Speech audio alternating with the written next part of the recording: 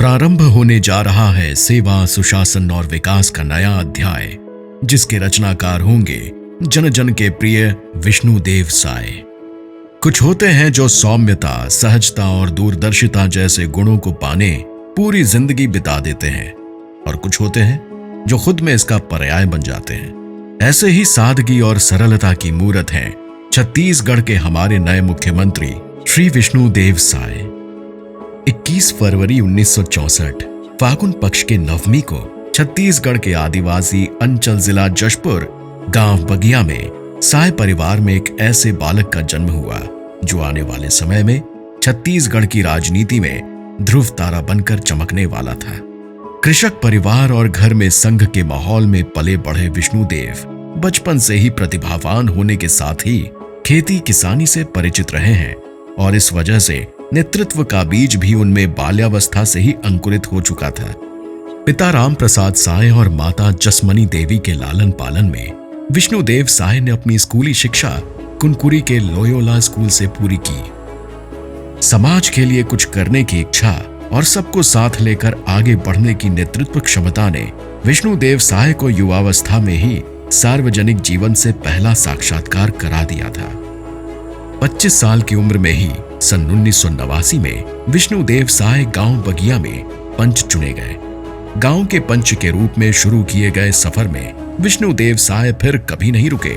अपनी सेवा और प्रतिनिधित्व के लिए जनता ने उन्हें हमेशा एक कदम आगे बढ़ाया। गांव में इनकी छवि और स्वीकार्यता ऐसी थी कि 1990 में ये निर्विरोध सरपंच चुने गए। 1990 से 1998 तक तपकरा विधानसभा से अविभाजित मध्य प्रदेश विधानसभा के सदस्य बनने का गौरव प्राप्त हुआ। अपनी जिम्मेदारी का बखूबी निर्वहन और जनता का उनके प्रति प्रेम ही था, जिसकी बदौलत साल 1999 में विष्णुदेव साय 13वीं लोकसभा में रायगढ़ लोकसभा से संसद सदस्य के रूप में पहली बार लोकतंत्र के मंदिर देश के संसद भवन की दहलीज पर पहुंचे। फिर साल 2004 में विष्णुदेव साय एक बार फिर रायगढ़ लोकसभा से सदस्य निर्वाचित हुए। 2006 में इनके नेतृत्व क्षमता और सबको साथ लेकर चलने की खूबी को देखते हुए भारतीय जनता पार्टी के केंद्रीय नेतृत्व ने विष्णुदेव साय को छत्तीसगढ़ का प्रदेश अध्यक्ष नियुक्त किया। 2006 में प्रदेशाध्यक्ष रहते छत्तीसगढ़ में इनकी पार्टी की एक बार से सरकार बनी।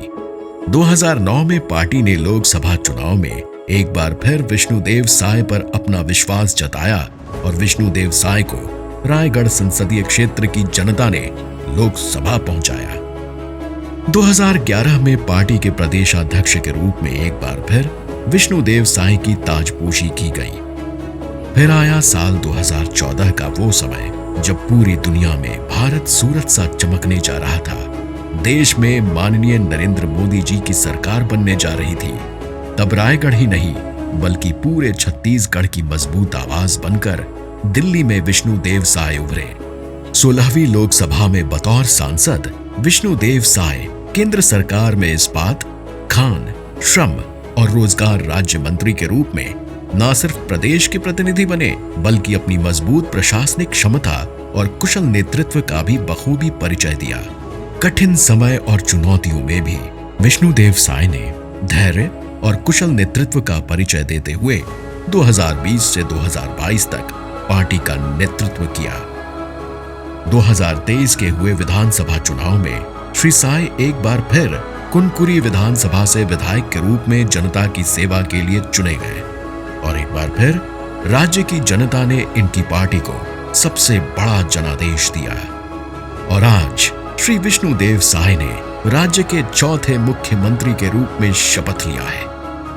हमें आशा ही नहीं वरन पूर्ण विश्वास है कि श्री विष्णुदेव साय 2.5 करोड़ जनमानस की आकांक्षाओं और उम्मीदों पर 100% खरा उतरेंगे और विकास एवं सुशासन की नई गौरव गाथा लिखेंगे।